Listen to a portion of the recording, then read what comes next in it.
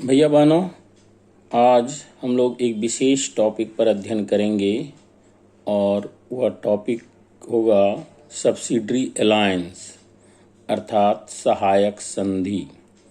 तो सबसे पहले हम ये जानें कि सहायक संधि किसने लागू की। तो उत्तर आएगा कि ये सहायक संधि भारत में लॉर्ड वेलेस्ली ने लागू की। अब यह देखना है कि इसके अंतर्गत क्या क्या बातें थी, क्या शर्तें थी। तो जो देशी राज्य अर्थात भारतीय देशी राज्य इस शर्त को स्वीकार करता था, उसके साथ कुछ शर्तें रखी जाती थी।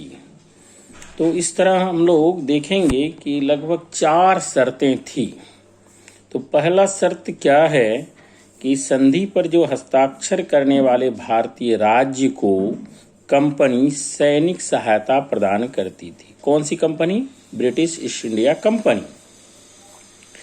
भारतीय राज्य को अपनी पृथक सेना रखने का अधिकार नहीं था। जो भी राजा इसे स्वीकार करता था वो अपनी सेना अलग से नहीं रख सकता था।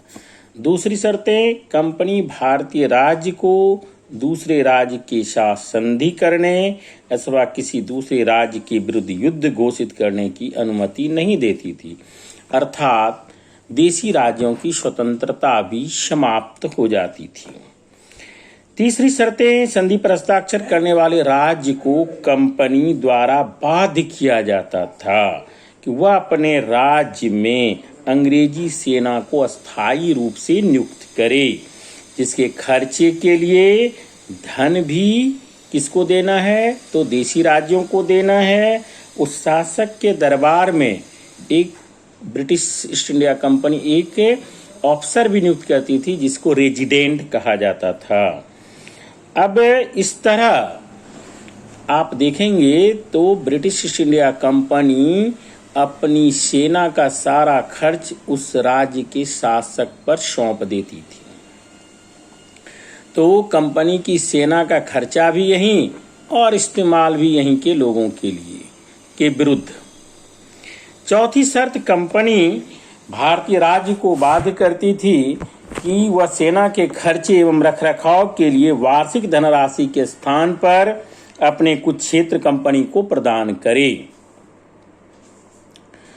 अर्थात अस्थायी रूप से कंपनी क्या करती थी? उस शासक से कुछ क्षेत्र को भी ले लेती थी। इस संधि को स्वीकार करने वाला पहला भारतीय राज्य था हैदराबाद, और इसके बाद अवध ने भी इसे स्वीकार किया था। आपके सिलेबस के अनुसार बस इतनी ही जानकारी इसमें काफ़ी है।